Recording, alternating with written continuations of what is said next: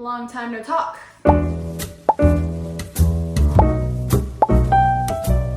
Hey everybody, it's Abby, and Ryan and I just got back from Hawaii. Crazy. It feels like a fever dream. I told Ryan it feels like the world was on pause and then we went on vacation, and then when we came back the world resumed, which obviously I know that the world still spins and moves while we're on vacation, but it just felt like that whole time period in Hawaii was a blur, and now being back it's like, oh, this is reality, this is real life. Like none of that actually happened, so it's just weird. Like it's been amazing looking back, and we're so grateful for the time that we had there, and it's also nice to be here with our friends. Just feel very thankful all across the board of all the anticipation, everything that has happened over the past couple months. For 9 months of our life, we were anticipating this day and this month. And on our flight back, we were like, wow, pretty much this past year, everything that we had planned for and thought about, even posted content about, is now finished. And now it feels like we're getting started again. And so with that, I thought it'd be fun to kind of go back into wedding land. I feel like we haven't had like a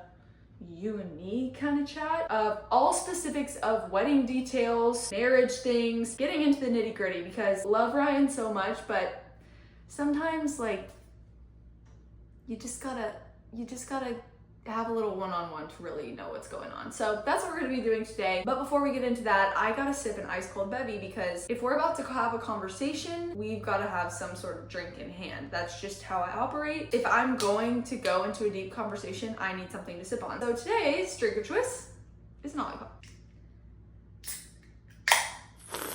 So good. Also, one of Ryan and I's really big dreams is to start a prebiotic soda brand. If you guys have any fun names for that brand, let us know in the comments below, because we're Pinterest boarding at the moment. I put out a question box on our Instagram story if you want to head over to that. Just check us out. We post a lot of silly videos because we're just goofy goobers all the time.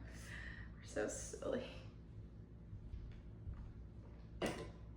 Oh, I do have one more update. So as you guys know, when I got to Hawaii, my camera died and broke. But fear not, I'm buying a new one today, or maybe tomorrow. I just keep pushing off a purchase because I don't want to spend an amount of money with 3 digits.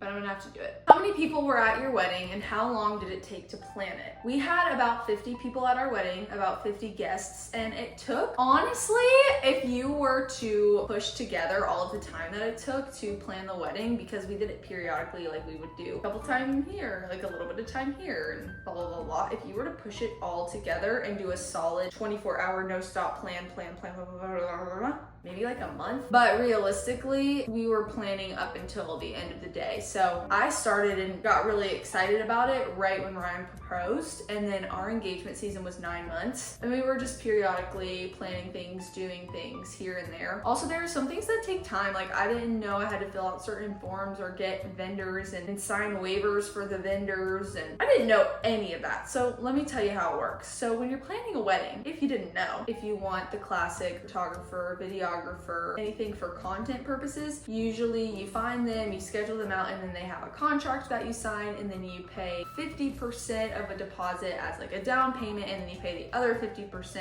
a week before the wedding, or however they have it structured out. Food, you've got to taste the food. You have to pick out specifically what you want for each thing. Like I had to pick out what I wanted for an appetizer, and then I had to think about gluten allergy and dairy allergy, and then with that you've got to write out a menu, and then you want to look at what that looks like. What font do you want to use for the menu? Do you want to have a sign? Do you want to do paper? Do you want... There is so much that goes into it. I had absolutely no idea. So it does take a lot more planning. And then on top of that, you've got to find a dress, which for me, I had 2 dresses. I ordered one online. I chose it because I liked it, but I didn't love it. I just don't love the process of finding a dress, if I'm being quite honest. And so I was like, oh, I like this one. Okay, process done, I'm done. Then I realized I didn't like it.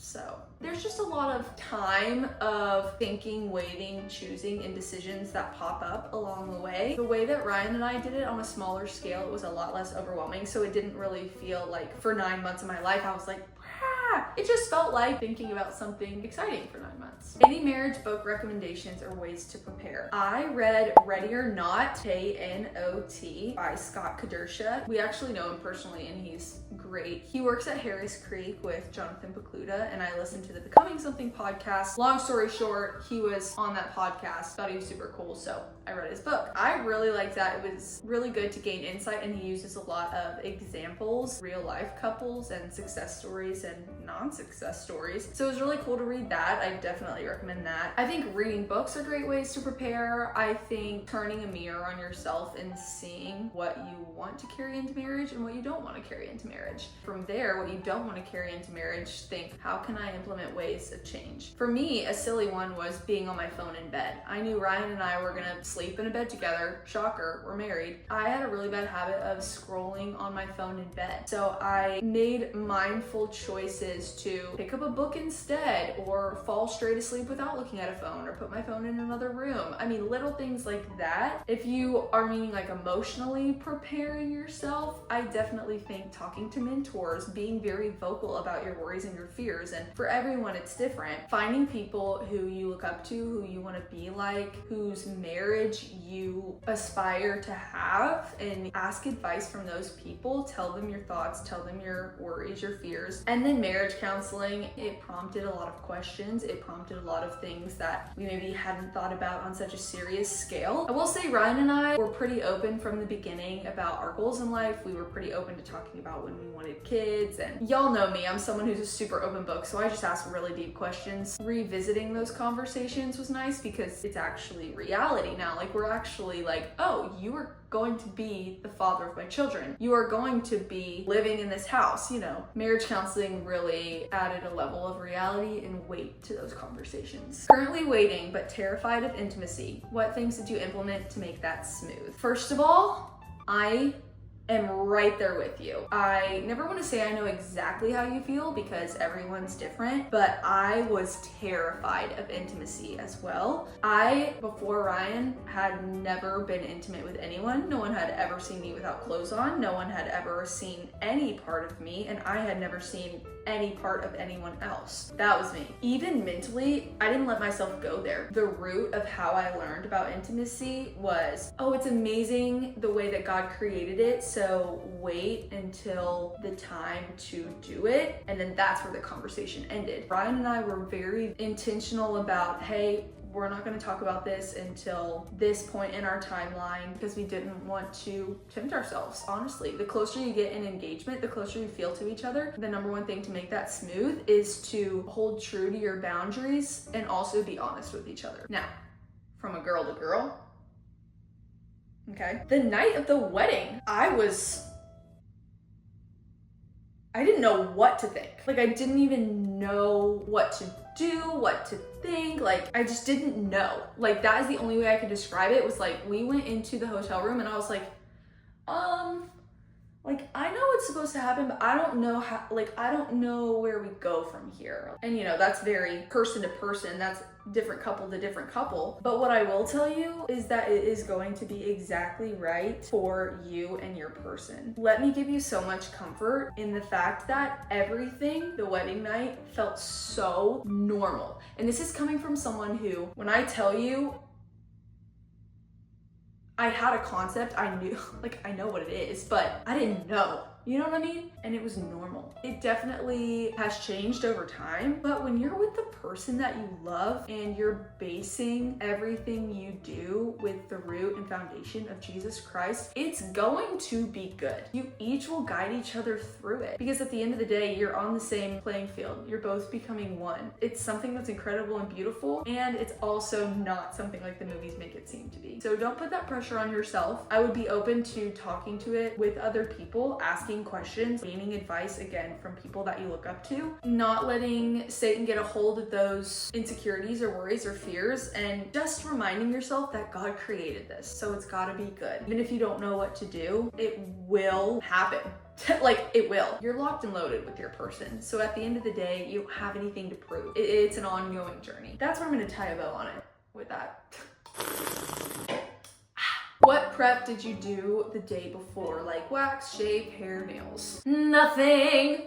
I did nothing. I shaved with a razor. Actually, this is a funny story. So I forgot a razor. So I had to go to the nearest store that was in the town that we were at, which where we got married, it was a very small town. So there was just this little general store. So they only had this $2 razor. Y'all, it gave me razor burn. However, it all worked out because it went away the next day. And then the next day was the wedding. So I had some time. But yeah, that was the only thing that I did. I didn't do my nails. I just washed my hair with the 2-in-1 shampoo and conditioner that Ryan had left in the shower because Ryan went and spent the night in a hotel on our wedding night. And so I used that for my hair.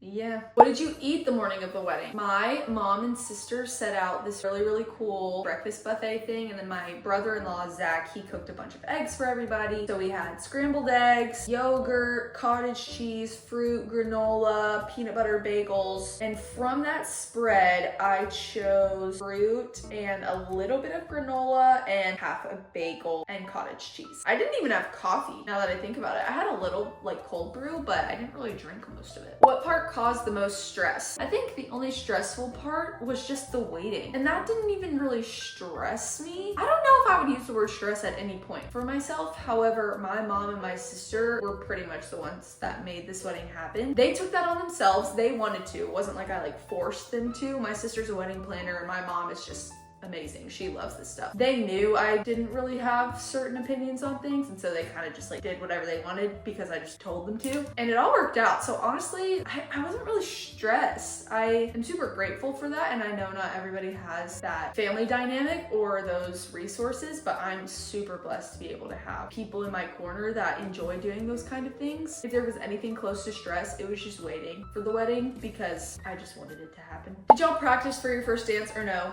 No. We danced to it twice, but that's it. No. We did want to do a whole choreographed moment, but then once we started figuring out that our wedding was going to be pretty small and midday, we weren't going to have a huge DJ set up and all that, we were just that's going to not be what we think it's gonna be, so we ditched it. Tips for saving money on a wedding. My biggest tip would be ask yourself what your priorities are, set non-negotiables, spend money on the things that are your dream, and everything else, try to find a cheap option. At the end of the day, every single person who I had talked to in my life while I was planning a wedding, and then even before I was planning a wedding, every single person, when I tell you every single person, who was I wish that I would have saved money on my wedding because all of it went in the trash the next day. If it was above a certain amount, I wouldn't do it. And people are gonna throw things away. People are gonna not remember things. You're not gonna use things. This is my thinking. If you're someone who cherishes stuff like that, then obviously yours is gonna be different. My priorities are just different. Ryan and I really value travel. And so we knew when we wanted to go to Hawaii, we were we're gonna splurge. We're gonna spend money on the nice hotel and we're gonna go out to eat a lot. And that's what we saved our money for. As where other people are I don't really care. I'd rather have a big wedding. That's great. This is just my opinion. But that's what I would say is weigh your options and really be real with yourself. If it's just things to please other people, you want your guests to have fun, but at the end of the day, what are people really gonna remember? They're gonna remember you. They're not gonna remember the things that you have. At the end of the day, being real with yourself and honest with yourself about what you really do care about is gonna help inform and navigate your decisions financially. And then I'd also pray about it. This is a lot of big decisions you're about to make as a couple. If you don't invite the Lord into that, it could cause a lot of confusion or who knows what. But at the end of the day, all money is God's money, so I would just pray about your financial decisions. I will say though, tip-wise, having a midday wedding was great because we could get away with doing appetizers instead of actual meals. You do pay more money when you do meals. So it was nice that we had those appetizer options because that 2 to 3 o'clock mark was great. And then with the appetizer vibe, we didn't have a ton of chairs out or anything for certain tables, so then you don't have to pay for name tags. You don't have to pay for everyone to have their own set of cutlery and this and that. It's finger foods and you just carry around a plate and people are walking around and doing things. So that really helped. I saved money doing my own hair and makeup. Choosing a day for your wedding that isn't as popular is really nice. Sunday weddings are gonna be cheaper. Thursday weddings are gonna be cheaper. Did being a Christian couple affect the music you played at the reception? Actually, yes. So we had Philip Drake as our musician instrumentalist for the wedding, and he was great. He was super awesome. He sent me a song list and I had to look through the songs and make sure that all of them were family friendly. Usually the rule for me is if it's family friendly, friendly, then great. So I just kind of emailed it back and was like, I mean, this all looks good, whatever. His list was great. It's usually something you would hear at a restaurant. So I feel like if you would hear it at a restaurant, you know, kids at restaurants, but not only just for kids' ears. Personally, I just don't want to have a bunch of vulgar music at my wedding. His list was great. I just emailed back and was like, yeah, I would just say if it's not family friendly, if you wouldn't play it around kids and it has a bunch of vulgar language, I'd just not sing it. And that was pretty much the end of the conversation. And then also for specific music choices for first dance, walking down the aisle, this, that, and the other, a couple of the songs that we chose for that were worship songs as well. It was just a dream of mine. So was it hard to wait until marriage? Struggling with purity in my relationship right now. Again, your feelings are so valid and normal. Like, we are all built with the different desires, I would say, but you know, God created intimacy, so obviously we're gonna want that. I don't think that desire is necessarily bad, but I think acting on it is sinful. First of all, it is hard. I found it harder to not play married. I wanted to live in this house. I looked up Bible verses to be like, well, where does it say not to live with your spouse? Because I just want to do it. I just want to do it. The thing that helps me the most is inviting people into that. Ryan was really great about reminding me of the truth. Invite your friends. If it gets to a point where you guys can't be alone with each other, do it, because it's worth it. It is so worth it to wait. You have made that promise to each other, to God, to yourself, and the last thing you want to do is stumble and fall within that. Obviously there's forgiveness, but we're strong human beings. Jesus felt everything that we felt. He felt every temptation, every desire, but he didn't act on it. We're called to live a life like Jesus. God will strengthen you in those decisions, but you've got to take the steps and put the tools in place to be able to do that. So yeah, I would invite people into it and then set boundaries with each other. There was a point in engagement where Ryan and I had to look at each other and be like,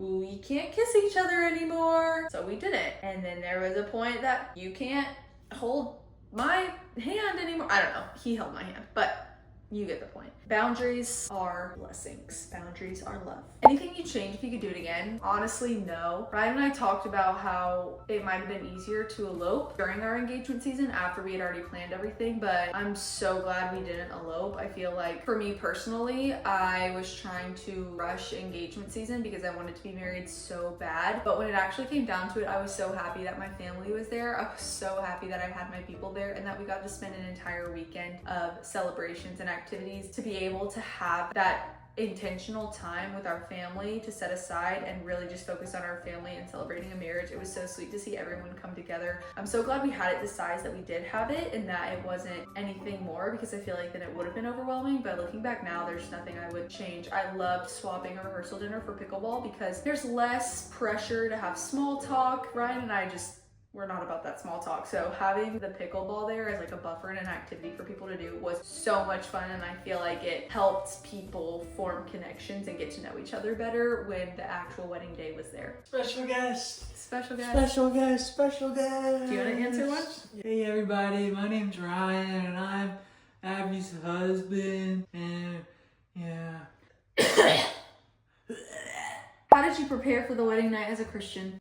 Oh, you would just give me the deepest question possible. I would say the best way to prepare is to pray. Like, be in deep prayer. Also, okay, actually, I have some answers for this one. Prayer, number one, but also open communication with your fiance.